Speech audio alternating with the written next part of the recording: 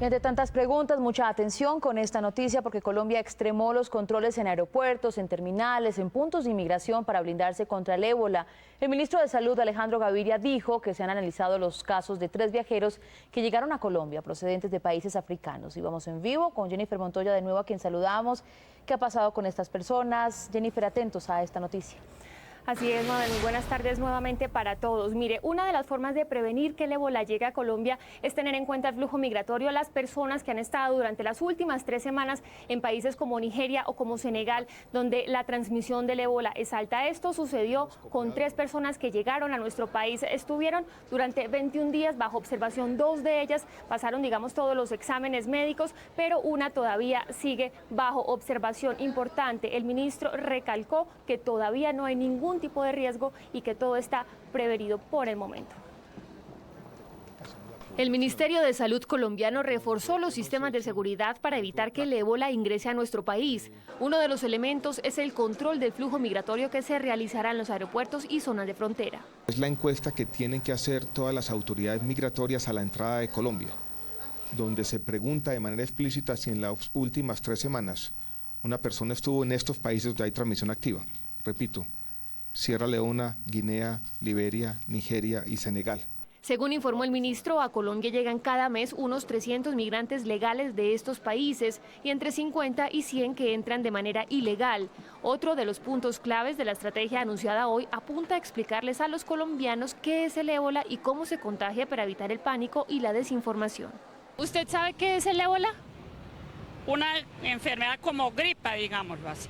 Da miedo, porque van como 4.000 muertos ya. ¿Tú sabes cuáles son los países africanos que están en alerta por este virus? No, con certeza no. Decir claramente que el ébola no se contagia ni por el aire, ni por el agua, ni por los alimentos, para evitar también pánico. En medio de la rueda de prensa, el ministro contó que 3 personas han estado bajo observación en Colombia. Hay 3 personas. Tenemos 2 provenientes de Liberia y una proveniente de Sierra Leona que fueron detectadas a los puertos de entrada, y a estas personas se les está haciendo un seguimiento estricto con exámenes, 2 tomas de temperatura diarias. En 2 de estas 3 personas ya se descartó la presencia de la enfermedad, mientras que una permanece bajo observación, pero según el ministro no se ha detectado ningún tipo de riesgo. Y es muy importante lo que decía el ministro: si usted llega a Colombia, conteste con total sinceridad las preguntas que le hacen en Inmigración Colombia, ya sea en aeropuertos o en zonas fronterizas de nuestro país. Si se llegara a presentar algún caso de ébola, el ministro dice que estamos totalmente preparados y que hay 4 ciudades preparadas para un aislamiento total y con personal calificado y capacitado para atender esta emergencia. Información desde el norte de Bogotá, Jennifer Montoya, Noticias Caracol. Jennifer, muchas gracias. Pues la alerta por el ébola en el mundo está encendida desde hace varias semanas, especialmente en Estados Unidos y España. Pero en Latinoamérica las alarmas se prendieron tras conocerse el primer caso sospechoso en Brasil. Mientras tanto, en África las autoridades piden ayuda para controlar este letal virus que ya deja más de 3.800 muertos. El primer sospechoso de ébola en Brasil es un africano que llegó al país hace 20 días, proveniente de Guinea-Conakry, uno de los países más afectados por el letal virus. El hombre de 47 años fue asistido en una unidad de salud de Cascavel, en Paraná, después de presentar fiebre. Ya fue trasladado a Río de Janeiro. Sem a presença de sintomas, ele persistiu durante todo o dia. No ha presentado síntomas desde el día del aislamiento hasta su traslado a Río. Por el momento no presenta fiebre. Entre tanto, en España, la enfermera Teresa Romero permanece estable, pero su condición aún es grave.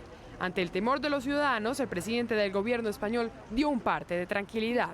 La situación no es una situación normal, es difícil, pero estoy absolutamente convencido de que se va a poner de su parte, sobre todo por los profesionales, todo aquello que sea necesario para superarla en el futuro. En ese país ya son 14 las personas que están aisladas y en observación. El mundo está en vilo por este virus. La Organización Mundial de la Salud anunció que calcula que se presentarán 10.000 nuevos casos de ébola en las próximas semanas. Un ciudadano inglés que contrajo la enfermedad en Macedonia murió y un segundo hombre también se contagió. El gobierno inglés ya implementó medidas en los aeropuertos. Por su parte, Estados Unidos envió un contingente importante de militares a Monrovia, la capital de Liberia, el país más afectado por esa enfermedad. Más de 3.800 personas ya han muerto en los últimos meses por este virus. Seguimos hablando de este tema porque la situación también en Brasil hizo sonar las alarmas a lo largo de toda Latinoamérica. Países como Perú, como México, están endureciendo los controles y adoptando medidas para enfrentar la eventual llegada del virus del ébola a sus territorios. México ya implantó controles en las zonas de frontera para contener la llegada del ébola. En Nuevo Laredo, Tamaulipas, hay alerta sanitaria por la proximidad con el estado de Texas, donde se detectó el primer caso de ébola en Estados Unidos. Por eso, los mexicanos deportados de ese país son revisados por médicos. Por esta zona ingresan a diario entre 80 y 150 personas repatriadas de diferentes lugares. Perú, un país con aeropuertos muy activos debido al gran flujo turístico, pondrá en marcha a partir de hoy su hoja de ruta. Debe estar saliendo con una resolución ministerial el plan de prevención y control del ébola en caso de una posible epidemia que pueda llegar al Perú. Los laboratorios médicos están en alerta. El nivel de bioseguridad en el país fue elevado y en los aeropuertos de Lima, Cusco e Iquitos hay carteles y folletos informativos. Reforzar la preparación de todos los países para detectar y responder rápidamente a las exposiciones al virus del ébola, especialmente de los que tengan fronteras terrestres o con países infectados o cuenten con centros de transporte internacional, lo cual es el caso de Perú. Argentina también anunció sus medidas. Tenemos un sistema de preparación de recursos humanos, tecnología disponible. Tenemos un sistema de alerta también para los sistemas de ingresos de personas. Ese país desarrolló un sistema de detección temprana. Como único país de América Latina que tiene el dominio de esa tecnología, para detectar y analizar rápidamente los casos en 24 horas. Y con él, el gobierno aspira a hacerle frente a la emergencia con rapidez si el ébola toca sus puertas. Pues después de que se enciende esta alerta mundial y especialmente en Latinoamérica, son muchas las preguntas que nos hacemos. ¿Qué debemos saber sobre la transmisión del virus y cuáles son sus síntomas? Pues la doctora Fernanda nos pone en contexto. Doctora, buenas tardes. Hola, muy buenas tardes para todos. Es importante saber que para contagiarse es necesario tener contacto directo con los fluidos de una persona enferma, es decir, que ya tenga síntomas. El virus puede estar, por ejemplo, en su sangre, saliva, mocos, orina, vómito, heces, sudor y lágrimas. Eso sí, no se necesitan grandes cantidades de esos fluidos para contagiarse. Ese líquido, esas gotitas con el virus pueden entrar al cuerpo a través de diferentes vías. Por ejemplo, cuando una persona sana tiene una lesión, una herida en la piel o así la piel está intacta, el virus puede quedarse y sobrevivir ahí por horas o en superficies con las condiciones adecuadas de temperatura y de humedad como manijas de puertas o mesas pueden quedar ahí incluso por días. Si uno toca esos fluidos y luego se lleva las manos a los ojos, la nariz, la boca, se va a dar la transmisión, que también puede ser por contacto sexual. Una vez el virus entra al cuerpo, tarda entre 2 a 21 días para producir síntomas. Durante ese periodo, mientras que la persona lo está incubando, puede tener contacto con muchos individuos, viajar sin despertar ningún tipo de sospechas, pero sin transmitirlo. Insisto, solo cuando los síntomas aparecen es que puede pasarse a otra persona.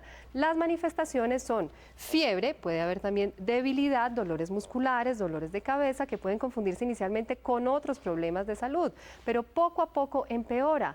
Vómito, diarrea con sangre, lesiones en la piel, hemorragias internas y externas que llevan a la muerte entre 1 a 2 semanas. Quienes sobreviven desarrollan defensas que los van a proteger hasta por 10 años y les cuento que ellos deben tener relaciones sexuales protegidas debido a que el virus sobrevive en el semen hasta por 3 meses. Recuerden que por el hecho de que se haya presentado un caso en un país no significa que se vaya a diseminar por toda la región.